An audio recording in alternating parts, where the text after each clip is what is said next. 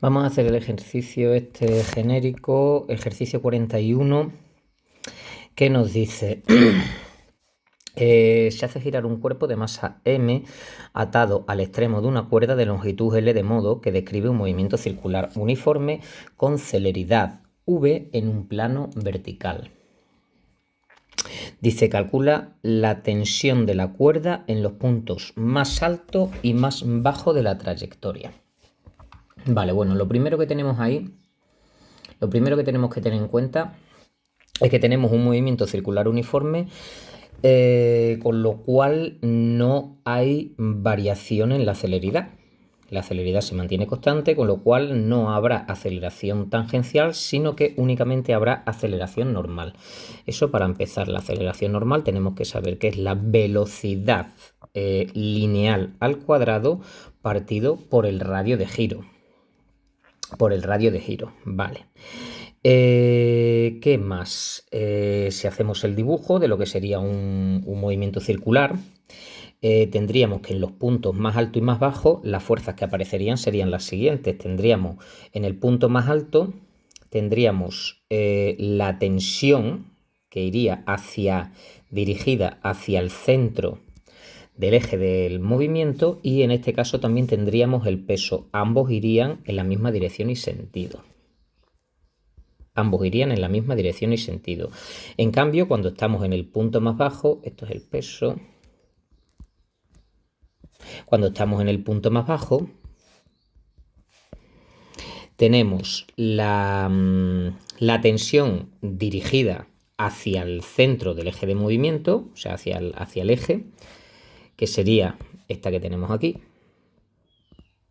Sin embargo, el peso iría dirigido hacia abajo, con lo cual irían en sentidos contrarios.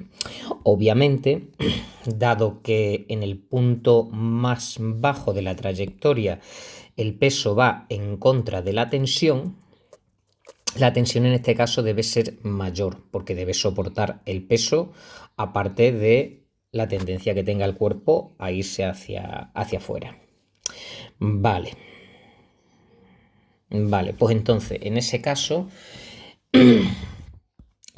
si hacemos una descomposición de las distintas fuerzas que hay ahí, tendríamos que, sea cual sea la situación, tanto en la situación 1 como en la situación 2, es decir, tanto arriba como abajo, tendríamos que el sumatorio de las fuerzas sería el sumatorio de la fuerza peso más la fuerza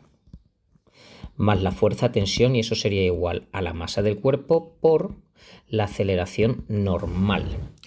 Si lo ponemos ya en forma de módulos para irle asignando los distintos sentidos, en este tipo de situaciones se recomienda que el sentido positivo lo pongamos en dirección hacia el centro de la circunferencia, es decir, hacia el eje del movimiento, con lo cual, cuando nos encontramos en el punto más alto,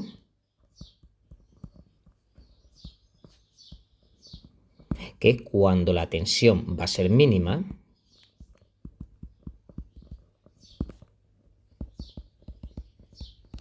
lo que tendremos ahí, si ponemos esta misma expresión, pero ya en forma de módulos, asignando los distintos signos, pues tendríamos que tanto el peso como la tensión van a favor de dirigirse hacia el centro del eje.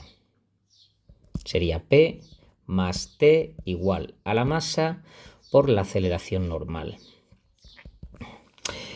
De tal manera que la tensión en este caso nos quedaría la masa por la aceleración normal menos el peso.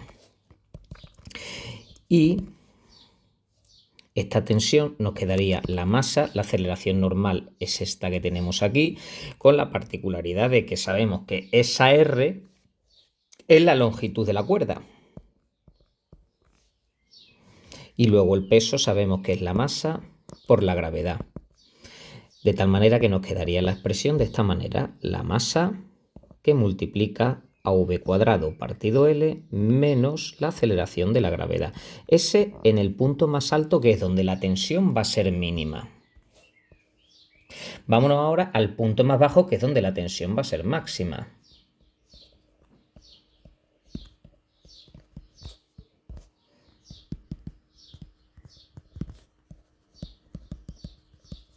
es donde la tensión va a ser máxima. Vale, pues en este caso hacemos lo mismo, aplicamos esta misma expresión, que es la segunda ley de Newton, y aquí tenemos la particularidad de que la tensión va hacia el centro del eje, hacia el eje de giro, pero el peso va en sentido contrario, con lo cual en este caso tendríamos que poner que la tensión es positiva, el peso es negativo y eso va a ser igual a la masa por la aceleración normal.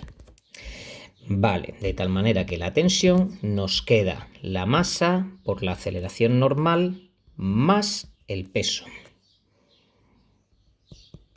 Y la tensión nos queda la masa, la aceleración normal es v cuadrado partido L, más el peso que es la masa por la gravedad y finalmente la expresión queda de esta forma, la masa que multiplica a la velocidad o celeridad al cuadrado partido L más la gravedad.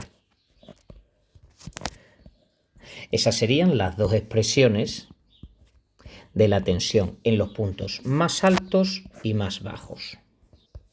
Si ahora nos plantean un problema ya con números, como por ejemplo este, en el que nos dicen que tenemos una cuerda de longitud 80 centímetros y nos dicen que se rompe al colgar de ella un cuerpo de 15 kilogramos, que calculemos la velocidad máxima con la que puede girar verticalmente una piedra de 250 gramos sujeta a un extremo sin que se rompa y la tensión de la cuerda en el punto más alto de la trayectoria, aquí este sería un problema genérico en el que tendríamos que aplicar esto, pero no solo tenemos que aplicar esto, porque en este problema nos dicen que la cuerda se rompe al colgar de ella un cuerpo de 15 kilogramos.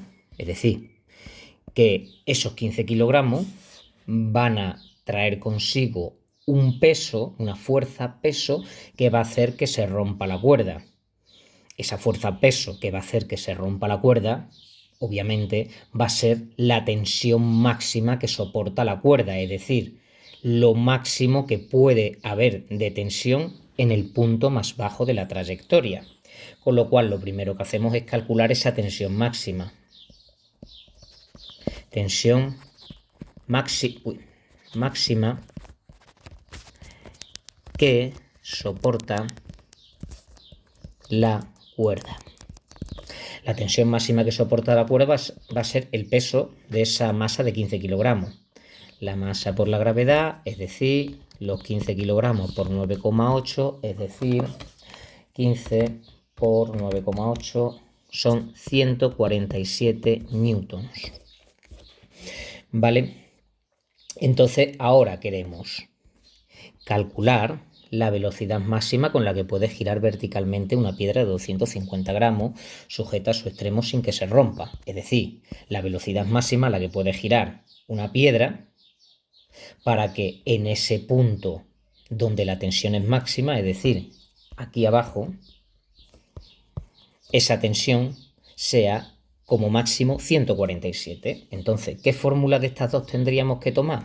Pues tendríamos que tomar la de la tensión máxima, que es esta.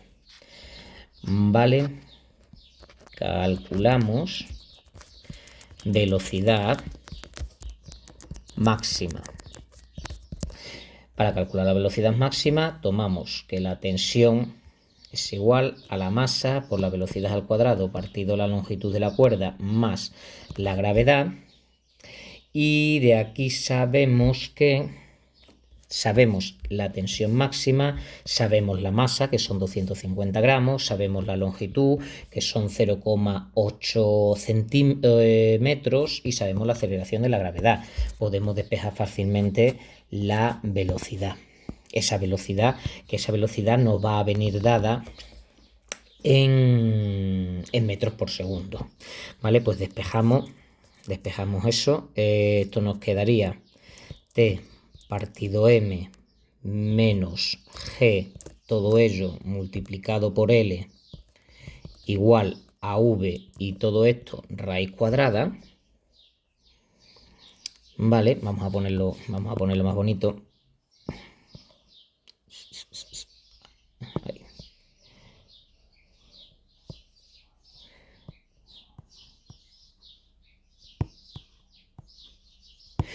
Vale. Y de aquí, ¿qué sabemos? Sabemos la tensión máxima, acabamos de calcular que son 147 newton. Sabemos la masa que vamos a girar, que son 0,250 kilogramos. Sabemos la gravedad, que es 9,8, a la cual ya le hemos asignado el sentido negativo cuando hicimos esto. Ahí ya le asignamos el sentido negativo. ¿Y qué más tenemos? Y tenemos la longitud de la cuerda, que son 80 centímetros, que son 0,8 metros. Estos son metros segundo al cuadrado.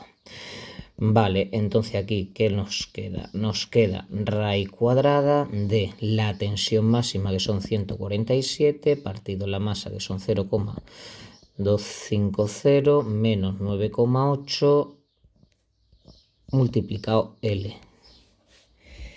L, que son 0,8 metros. Vale, y aquí nos queda que la velocidad máxima, no hemos puesto ninguna unidad, pero lo tenemos todo en sistema internacional, es decir, que esa velocidad nos tiene que dar en metros por segundo. Vale, pues ponemos raíz cuadrada, abro paréntesis, multiplico por 0,8 y dentro del paréntesis pongo una fracción, arriba 147, abajo 0,250 y luego detrás le pongo menos 9,8 y eso me queda una velocidad de 21,51 metros segundo. Pues bueno, este ya sería el resultado de la primera parte. Ese sería el resultado de la primera parte. Y ahora nos preguntan, en otro apartado, nos preguntan por la tensión de la cuerda en el punto más alto de la trayectoria, que obviamente tiene que ser menor.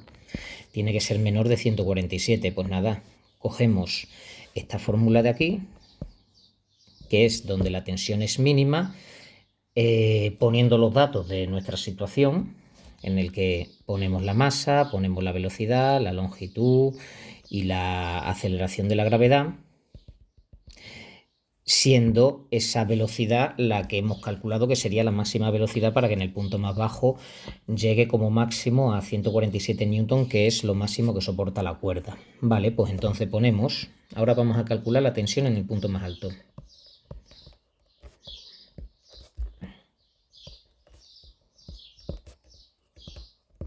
Tensión en el punto más alto. La tensión es igual a la masa, a la masa velocidad al cuadrado partido L menos la gravedad. Pues nada, la masa ¿cuánto es? 0,250. La velocidad ¿cuánto es? La acabamos de calcular, 21,51 elevado al cuadrado partido la longitud. La longitud son 0,8 y la gravedad son 9,8. Son 9,8 y eso nos queda 0,250 multiplicado por, abro paréntesis, 21,5 elevado al cuadrado partido 0,8 menos 9,8 y eso nos queda una tensión de 142,00 newtons, que obviamente nos supera el máximo, porque en la parte de arriba la tensión es menor que en la parte de abajo. Vale. Luego, por otra parte, para sacarle un poquito más de jugo a este ejercicio, y dado que tenemos que saber un poquito sobre los movimientos circulares, imaginémonos que en esta situación nos plantean que no solo deduzcamos la velocidad máxima con la que puede girar verticalmente una piedra de 250 gramos sujeta a su extremo sin que se rompa, sino que nos pregunten esa velocidad en forma de velocidad angular, la cual tendremos que dar en radianes por segundo. Imaginemos que nos encontramos en esa situación, que nos la preguntan en forma de velocidad angular. En ese caso, tendríamos que tener en cuenta esta relación, que tengo puesto aquí en la parte de cuarto de la ESO, en el libro de cuarto de la ESO, de relación de magnitudes angulares y lineales. Vale, pues en ese caso, uy, ¿qué he hecho? Aquí. ¿Qué tengo que hacer? Que aquí en más, imagen, chin, pum, pum, pum. Vale, pues vamos a dar aquí una pinceladita de cómo pasar de magnitudes angulares a magnitudes lineales.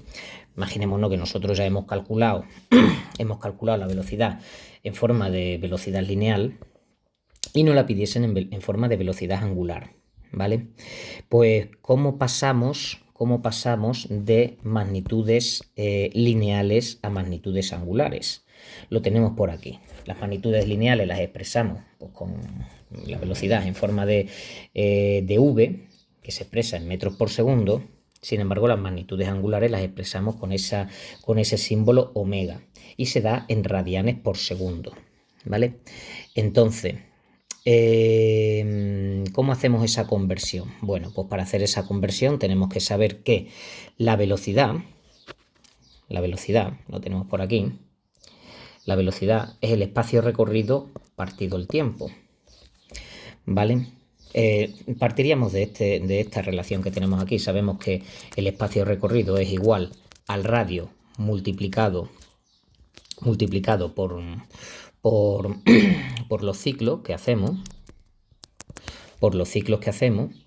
y si estamos hablando de velocidades, pues sería el espacio recorrido lineal entre el tiempo. Y aquí lo mismo, los ángulos abatidos entre el tiempo.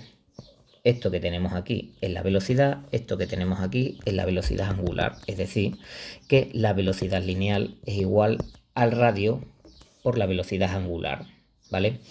Y esto es válido tanto para la velocidad como para la aceleración. Las magnitudes lineales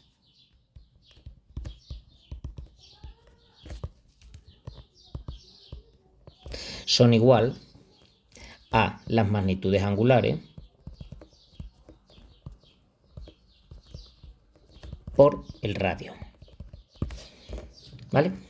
Bueno, pues entonces si nos pidiesen esa velocidad de giro en forma de velocidad angular, pues tan simple como hacer que omega es igual a v partido r, donde v en nuestro caso son 21,51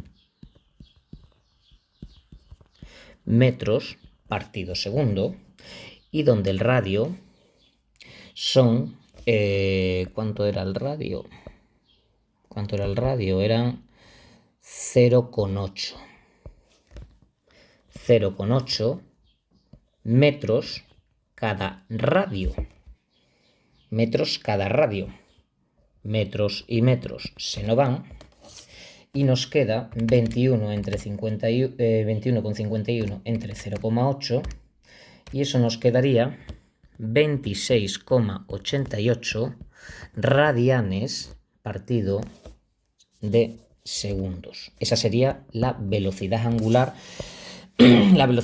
máxima que podría seguir esta piedra, ¿vale? Y ya está. Eso solo para sacarle ahí un poquito más de jugo al ejercicio.